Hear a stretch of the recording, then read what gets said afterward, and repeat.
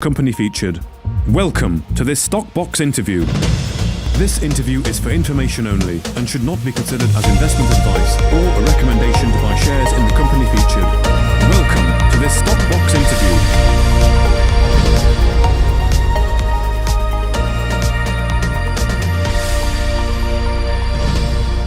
Hello and welcome to the Research Talks here on Stockbox with Alan Green. Alan, welcome back again for another week. Friday has come round pretty quick for me this week. I don't know about you, but here we are again. It seems to come around quick every week, Mark. I think it's just part of the aging process. As you get older, life just speeds up. It's sort of where this week has gone, goodness only knows. It's gone crazy, hasn't it? But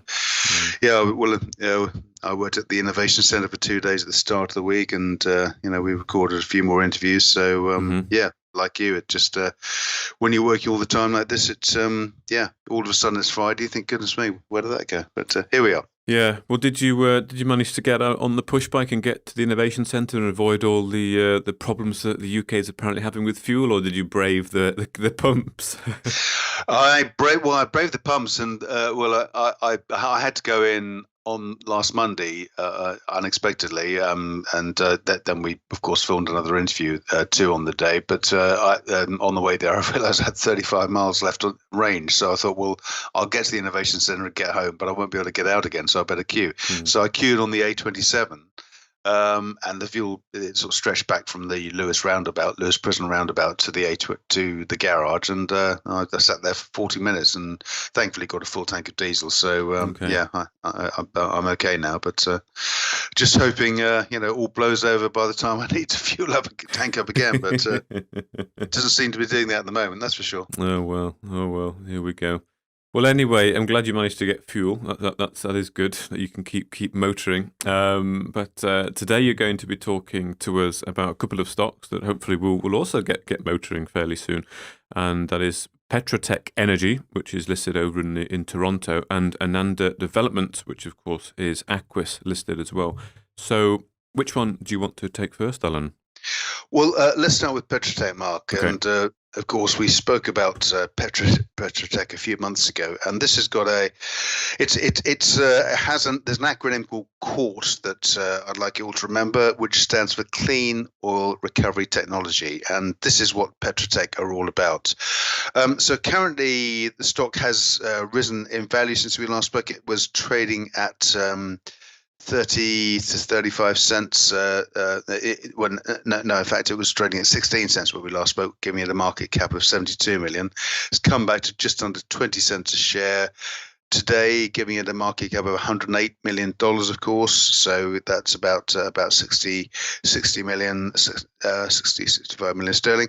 But Petroteq is all about sustainable oil production without water or waste tailing ponds. And of course, we all know in the olden days the byproducts of extracting oil were often filthy ponds and toxic wastes here, there, and everywhere. So Petroteq, through its founder, in fact, Alex Blomkamp, who stepped down a month or so ago, developed a technology with partners to produce high quality crude oil from sands. And of course, we've all heard about oil sands and oil being immersed in sands. And you can visit various parts of the world where there is clearly oil in the sand because the sand is a different color, and there's quite a sort of a smell about the place. So Petroteq developed a key site in south of Vernal in Utah in the USA, which is their main facility. It's called Asphalt Ridge. It's some 2,500 acres in size, and it's estimated that the Utah facility has between 23 and 33 barrels of oil in place in the sands, what are referred to as oil wet deposits. And of course, it's from that also it can be extracted bitumen and other byproducts as well. But the part of the process that's utilised by by Petroteq is that it uses a series of solvents, and it produces oil without water, no wastewater or tailing ponds, but it also produces, of course, clean sand from that process. And that sand can then be, the clean sand can then be sold on and used for fracking and construction. And indeed, as the company has worked to develop the process this year, in June this year, the first 250 barrels of oil were produced, sweet crude oil, and were sold for $65 per barrel. At the same time, truckload of clean sand was collected to be sold for $15 to $20 per ton. So a very useful byproduct from that process. And so the process has been fine-tuned since inception, but the company has had a fairly since we last spoke, it's had a fairly busy and tumultuous times in terms of its structure, and also the interest taken in the company. Sorry, but that's the dogs in the background, by the way. You can probably hear them. But the oil production, and of course, interest from investors in the stock. So the initial that was produced was sold to a refinery in Nevada, and the company intends to license this technology out to other oil sand leases around the world. Of course, there are many thousands of those, taking a 5% royalty in the process. It's also seeking a NASDAQ listing too. So we then come to August, and things started to I wouldn't say unravel slightly, but certainly I think there was a series of events. Firstly, of course, when we last spoke, the company had also been subject to an unsolicited offer, which was published in oddly in a German publication, the German official publication of the Department of Justice. A Swedish company called Uppgard Consult AB had offered to purchase all outstanding Petroteq shares, and indeed this came out of the blue, so of course prompted some interest. In August this year, there were some issues with the accounts, and the company was ordered to cease trading and rearrange its late filing. And this hinged on a $6 million note that was issued to Redline Capital, which obviously would have impacted or had a material impact on the company's financial position. But the legal team argued that the note wasn't legal and was unenforceable, and indeed that was proven to be the case. And of course, the company recommenced trading towards the end of the month. During the same month, the CEO and founder Alexander Blomkin resigned, and a new CEO stepped up to the plate, Dr. Jerry Bailey, Chief Executive and Executive Chairman, of course. And Dr. Bailey's had many years of experience in the industry, working in onshore and offshore oil and gas, liquid natural gas. He's retired from Exxon. He worked for the Abu Dhabi onshore oil company, Petrosun, Arizona Energy, to name but a few, and is very highly regarded in his field. So he's taken up the role of chairman and CEO, and is driving the business forward. And of course, previously we heard from on the Stockbox channel, we heard from the Chief Ops Officer George Stapleton, who many years of experience with engineering firm McDermott. So the very experienced team behind the company, verification of the technology, and so on. Also in August, the company undertook an independent verification of its technology. It used Kahuna Consultants to undertake a review of the front end engineering and design of the system, and the technological review concluded that that oil could be produced from sands at a cost of production of $22 per barrel of oil, and also highlighted that the Utah facility would be good to produce 5,000 barrels of oil per day going forward in the future. So of course this that was that's really solid verification for the technology, and we're getting to the point now where the company is really starting to sort of come to the attention of the major players within the industry. An additional move in August as well. Quadrise Fuels in the UK have developed they've developed a system for enhanced emulsified synthetic heavy fuel oil that has applications for marine use and other use, and they have developed a technology called MSAR, which is called multi-phase superfine atomized residue, which I won't go into the technical details because actually I don't know, but I've got a good idea that it's just it's using oil and developing oils that burn very cleanly and are very green and sustainable going forward. So of course, in that regard, the oil produced by the Petroteq system is a perfect fit for that.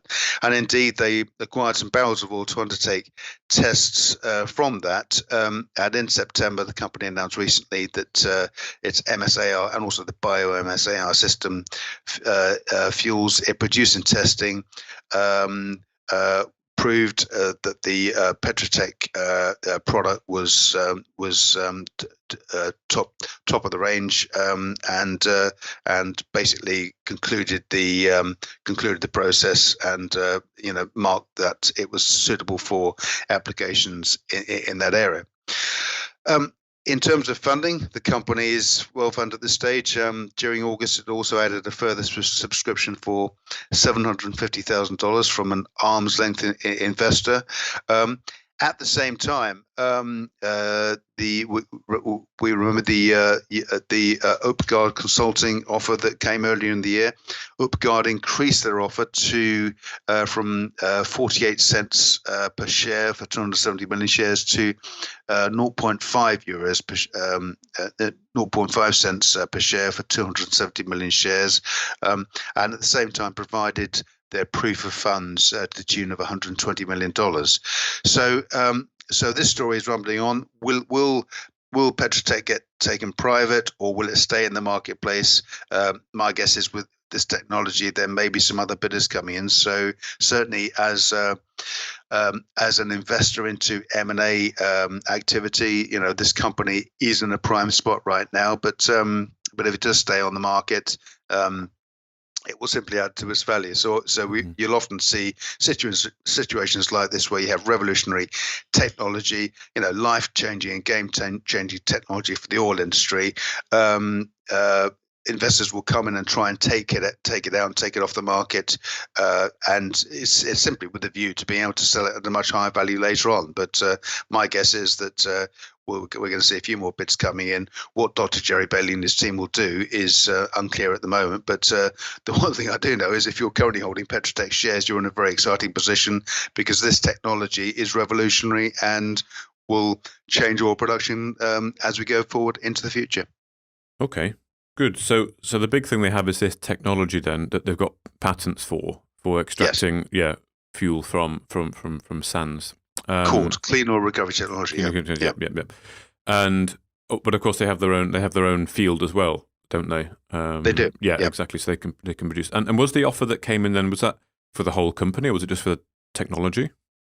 It was for the company, or right. for shares in Petroteq. So and of course let's not forget the actual technology is it's a 50-50 license between it's a license between Greenfield Energy and a 50-50 joint venture between Valcor and Tomco Energy.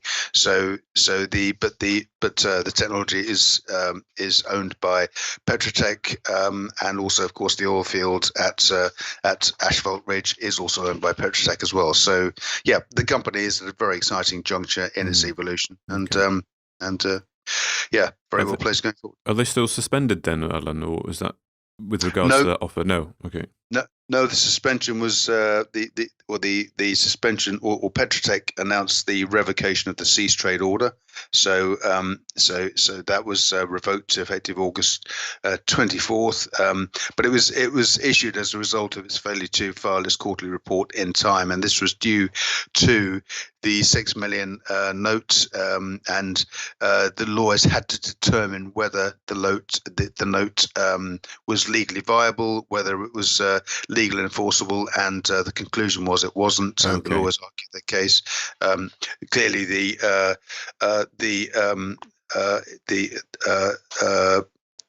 authorities in the US were happy with that, and the OSC agreed to revoke the cease trade order. So shares have continued trading since that time.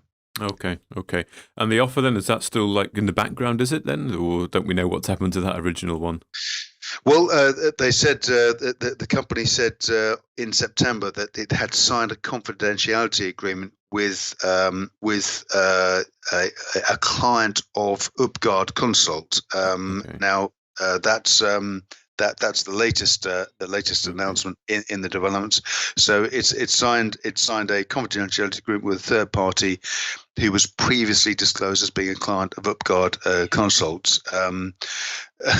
It's all a bit sort of cloak and dagger at the moment, but obviously, because this is highly price sensitive, and there's an offer on the table from Upgard, they have to observe due protocol. But certainly at this time, that's where we're at. And when you look at other companies that are subject to bids of this nature, and what normally happens is it'll get to the 11th hour, and then another bid may well materialize. I'd be very surprised, given how revolutionary this technology is, and the fact it's proven the quality of the heavy sweet crude that's produced from the process, from the core process, is top quality, and it will be hugely in demand. And of course, Petroteq are now able to license this technology to oil companies owning these other oil sands. So it could be huge going forward. So there are a whole range of possible ramifications from this, in terms of the future value of Petroteq, and you could look at you could look at the offer now, and the shares are currently trading at 19.5 cents, and the offer is for 50 cents, so it's over double, which is clearly very good. But look at the technology; it's proven. The oil industry still has a good few years to run. My guess is that we might well see.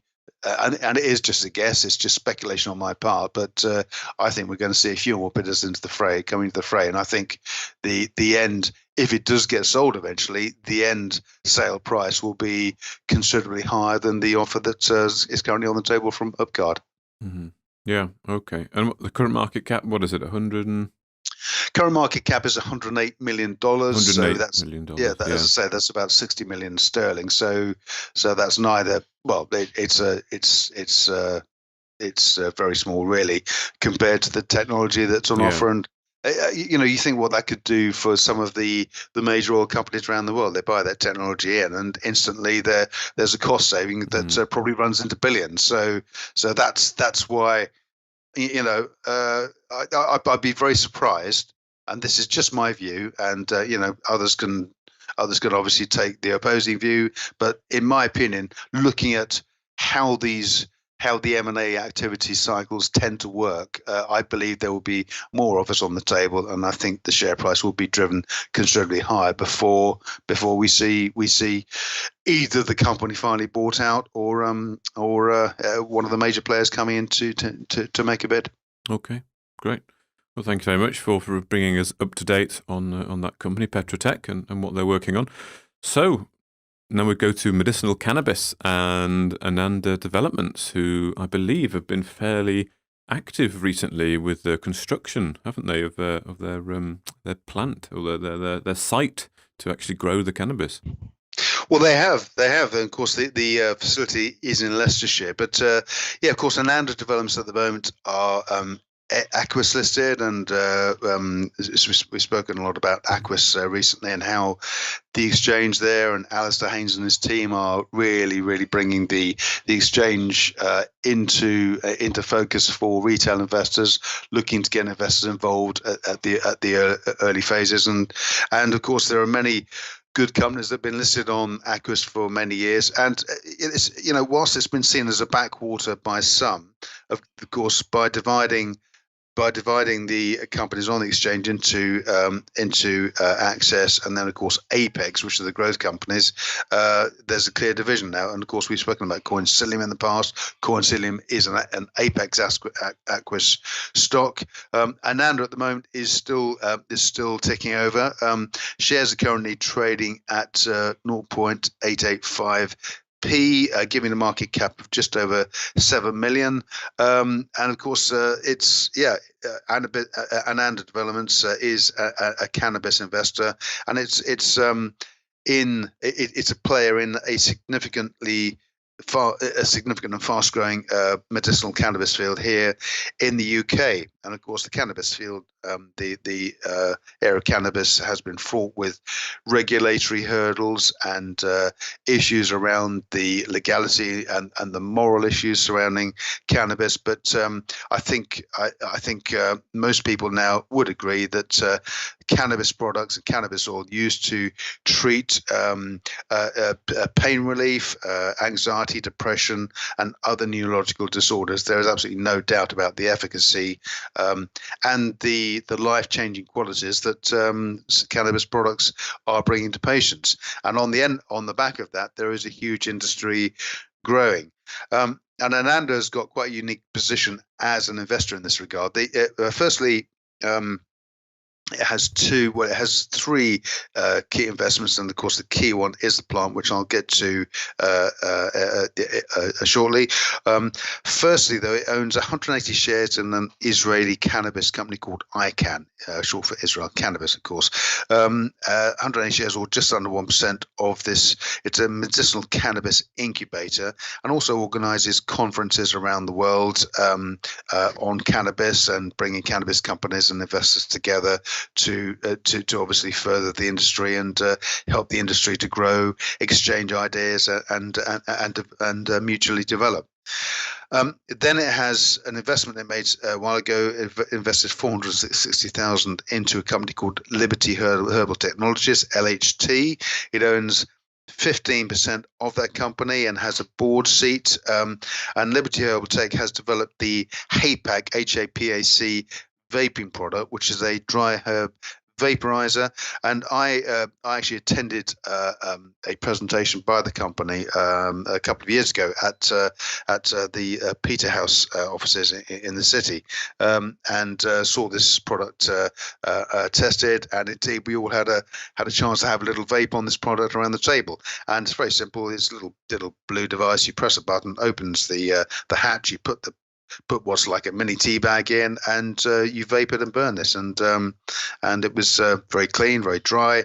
Didn't really taste much of cannabis, but is supposed to tick all the boxes. And this has been sold by the company in Italy, and is currently working on developing in the USA and developing a license there. So again, that's a unique and novel sort of aspect to the cannabis industry. But the core focus for the chief exec, of course, Melissa Sturgis. You've spoken to Melissa many times. I know you interviewed Melissa very recently, and she discussed that with you. I also spoke to Melissa myself a few months ago, and you can see that video on our the brand and Novuscom's YouTube channel. But certainly. The core investment for Ananda is the DJT plant's growing facility in Leicestershire, which has a home office license to grow medicinal cannabis, and certainly the company has throughout the year raised money from to investors to fund the phase one development of the growing facility. And of course, in August, the company announced that construction at the plant had started on July the 4th. And if you follow the Ananda Twitter feed and go to the website, you'll see that Melissa and her team are regularly publishing photographs of the site under development and the various phases and the equipment arriving and so on. So there's a real sense, things are really starting to move here now. There's also a fellow called Rupert Williams, who is a major shareholder, owns 5% in the company, and he was, of course, one of the people involved in bringing the cash investment into Ananda to fund the growth. So the greenhouse was originally going to be 2,000 square meters, but it was announced that the actual site or the research facility footprint was going to be increased, and this was announced in September, and as well as the growing facility, which of course is primarily a giant greenhouse, the research facility will be further divided up. So you have a dedicated room for female plants, and these of course secrete the resin, a dedicated room for male plants, which of course pollinate the resin, a nursery, a dedicated nursery to develop plants, and then interestingly a dedicated room for mother plants. And of course, the mother plants are used by the team there to ensure genetic consistency across all the strains that are produced. Then there are a number of workrooms and laboratories where trimming and analysis are undertaken. So what they're seeking to do at the plant is to stabilize, in the initial phase, stabilize 65 cannabis strains and produce something that is a workable product fit for consumption going forward. This is headed up by Dr. Haydar Less, who is the chief grower at DJT. Dr. Less also was the former agricultural manager at Bol Pharma, and the team there under him also were growing cannabis for GW Pharmaceuticals. So